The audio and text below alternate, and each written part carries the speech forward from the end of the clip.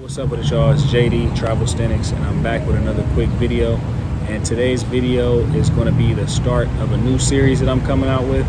And this series is going to be my personal laws of growth. So I'm going to have all these laws numbered out, not necessarily in order of importance, but in the beginning stages of these laws, I am going to actually have these laws numbered out in the process that I went through in terms of growing. If you guys are interested in travel and fitness content, also some content of me giving you guys a little bit of game from my perspective, go ahead and subscribe to the channel. Hit the notification bell so you guys can be updated on whenever I drop new content. My personal growth journey pretty much started about 3 years ago, really when I moved to Hawaii.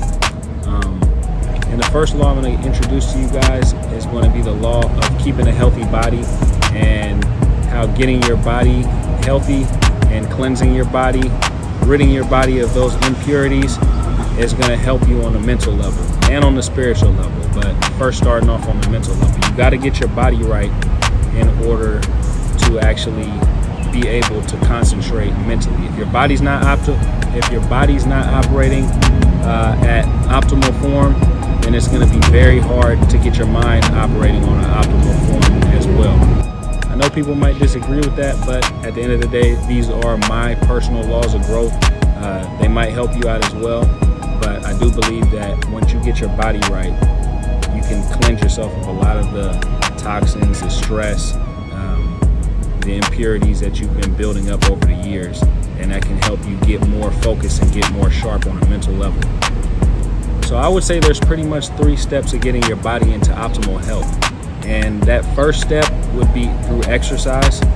Most people have a different method of exercise. There are so many different avenues that you can go down in terms of the fitness route. I'm not really going to get too specific in this video about what's the best way to get fit or what's the best way to exercise. I'll just say that find a way of exercising that you enjoy and try to grow in that and get as efficient as possible in that. Personally, I like calisthenics, I like playing basketball, go run the stairs, do that type of stuff, take walks every day, try to stay as active as possible. Exercise promotes blood flow, which promotes blood flow to your brain, which can help your brain operate at higher levels. It helps your brain operate at a higher frequency. Exercise also gets rid of anxiety. It helps you get rid of stress. That also helps your mind get at ease, and it helps your mind operate at far greater levels. Exercise helps you get better sleep. Sleep gets rid of anxiety. Sleep gets rid of stress.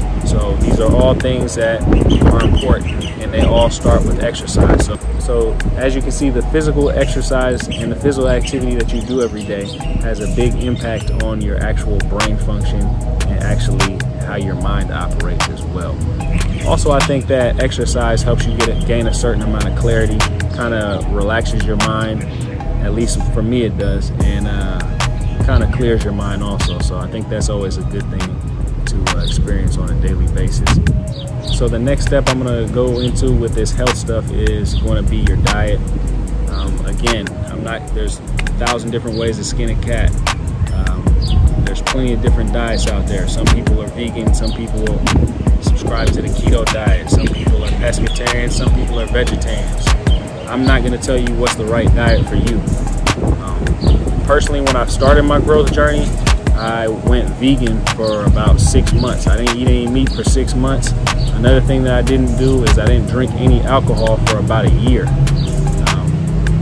Those were 2 things that I felt that were necessary at the time for me to cleanse myself, and it worked. I felt like by me not eating any meat and me not drinking any alcohol, I was able to cleanse my body of a lot of toxins and kind of restore my body. That's something that I didn't really feel was sustainable long term. Not necessarily alcohol. You don't need to drink alcohol, but I do like to drink socially sometimes. But as far as the veganism, it's something that I don't really subscribe to anymore. I believe in a balanced diet, and I believe in being plant-based, which is just eating the majority of your food is going to be vegetables and fruit. I still believe in that, but I also do believe that consuming some animal protein from time to time can help you as well. Also, I just don't believe in extremes. I don't think that you should just completely deprive yourself of one thing. I don't even believe in being extreme in terms of depriving yourself on like processed sugar content or anything. Anything in moderation is okay. As far as the diet goes, that's your choice, but I would highly recommend that you find a balanced diet that works for you, that makes your body feel good and it makes your mind feel good. That's the second step for me in terms of this whole health thing. So the third, and probably for me, maybe even the most important step of all this would be intermittent fasting, and just fasting in general. So many different benefits to fasting. Fasting can prevent neurodegenerative disorders. It also promotes longevity, increases brain function.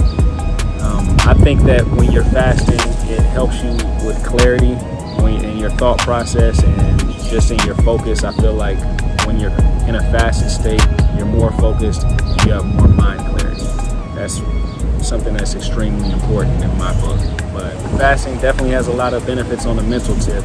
And on the physical tip, fasting, it's just, there's no arguing it for me. Fasting helps you lose weight if you're overweight. Fasting helps you lose body fat if you have a higher body fat content. Fasting can help you prevent diabetes, lowers cholesterol, promotes growth hormone. There's just so many. I don't even really want to get into all the scientific facts about intermittent fasting, but what I can do is I can leave a link below to a few different links that go in depth about how intermittent fasting actually helps you. So intermittent fasting, mental benefits, there's physical benefits, and there's also discipline benefits. You have to be disciplined, especially in the early stages of your fasting, in order to be able to fast 16, 18, 20 hours, even 24 hours sometimes. So for me personally, how I organize my fast during the week is I usually do about an 18-hour fast every day. One day a week I do not fast. You pretty much use that day as my cheat day. And then one day a week I fast for 24 hours, try to cleanse my body of all the stuff that I've been consuming during the week, cleanse my mind of all the stress that I've been having during the week. And that's pretty much how my fasting routine goes. So that's pretty much the three components to the first law that I'm going to share with you guys, which is getting your body in the best shape as possible and getting as healthy as possible and cleansing yourself of impurities so you're able to start growing more on a mental and a spiritual level. That's law number one. If you guys have any questions, hit me on Instagram, that's at travelsthenix. You can hit me at my email address, that's travelsthenix@yahoo.com, or you can just leave some questions in the comment section. I'll get back to you in the comment section eventually. If you guys are interested in a personalized body weight training program that I can write up for you guys, send you guys instructional videos, also diet advice, recipes, that type of stuff, also hit me on my direct message on Instagram, hit my email. I actually prefer if you hit me on my email. I'll leave that in the description as well. I do charge for this service, but it's a reasonable price. I'll give you all the rates when you hit me on the email or on my Instagram. That's it for today's video. I'll holler at you guys later.